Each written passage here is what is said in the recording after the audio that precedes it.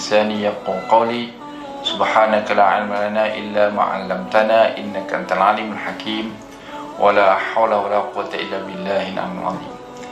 Alhamdulillah, muslimin dan muslimat, sidang penonton yang dirahmati Allah sekalian, kita panjatkan kesyukuran kepada Allah Subhanahu wa taala di atas nikmat yang telah Allah kurniakan kepada kita sehingga kita dapat bertemu dengan Ramadan al-Mubarak bagi tahun ini.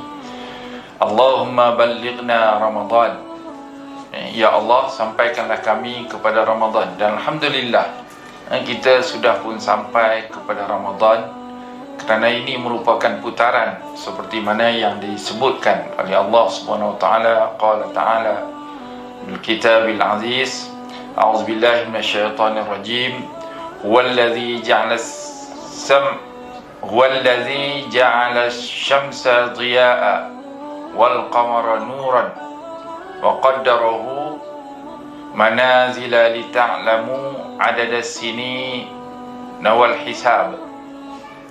Dialah yang menjadikan matahari bersinar-sinar terang benderang dan bulan bercahaya, dan dialah yang menunjukkan perjalanan tiap-tiap satu itu berpindah-pindah dan pada tempatnya. Jadi dalam ayat yang lain disebutkan inna iddatash syuhur indallahi sani asyara syahrun fi kitabillah. Sesungguhnya bilangan bulan puasa bulan pada sisi Allah itu ialah 12 bulan dalam ketetapan Allah Subhanahu wa taala. Jadi alhamdulillah telah ditetapkan kepada kita putaran itu, dan sudah sampai kita kepada Ramadan al-Mubarak yang penuh barakah. Maka kita panjatkan doa kepada Allah Subhanahu wa taala seperti mana yang diajarkan oleh Rasulullah sallallahu alaihi wasallam. Allahumma sallimni ila Ramadan wa sallimni Ramadan wa tasallimhu minni mutaqabbala. Ya Allah,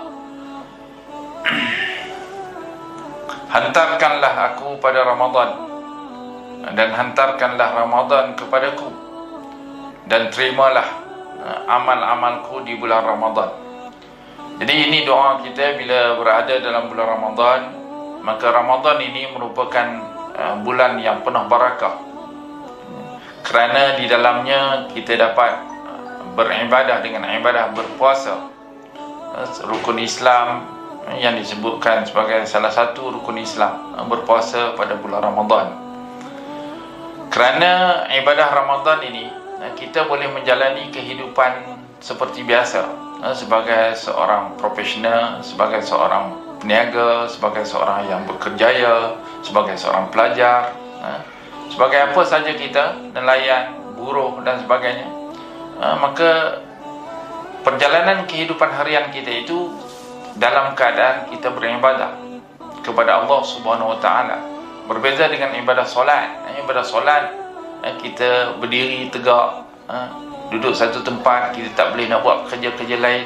Tapi ibadah puasa ini sepanjang hari itu kita bergerak menjalankan aktiviti harian kita, tetapi kita mendapat pahala ibadah, khususnya ibadah puasa itu. Alhamdulillah. Yang keduanya, bulan Ramadan ini merupakan bulan diturunkan Al-Quran. Ini disebutkan oleh Allah Subhanahu wa taala, a'udzubillahi minasyaitonir rajim, syahrul ramadan alladzi unzila fihi al-Quran. Pada bulan Ramadan ini diturunkan Al-Quran, yang Al-Quran itu hudal linnas, memberi petunjuk kepada manusia. Sama ada manusia itu beriman ataupun manusia itu tidak beriman kepada Al-Quran itu. Petunjuk-petunjuk yang ada. Sebab itu kita lihat orang yang mengambil petunjuk daripada Al-Quran, dia mendapat keistimewaan daripada Allah Subhanahu wa taala untuk menyempurnakan kehidupannya di dunia. Bagi orang yang tidak beriman, dia ambil petunjuk-petunjuk yang ada dalam Al-Quran untuk mengetahui sesuatu daripada ilmu Al-Quran, dia dapat bahagiannya di dunia. Dia dapat manfaatnya sebab petunjuk itu ada.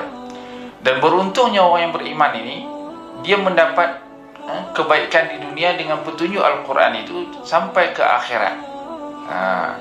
Wa bayyinatil minal huda, dan dia merupakan keterangan-keterangan yang menjelaskan petunjuk kepada kita. Al-Quran mengajarkan kepada kita kebenaran tentang mentauhidkan Allah Subhanahu wa taala. Al-Quran menjelaskan kepada kita asas-asas dan konsep-konsep ibadah yang diterima oleh Allah Subhanahu wa taala. Al-Quran memberi petunjuk kepada perjalanan kehidupan yang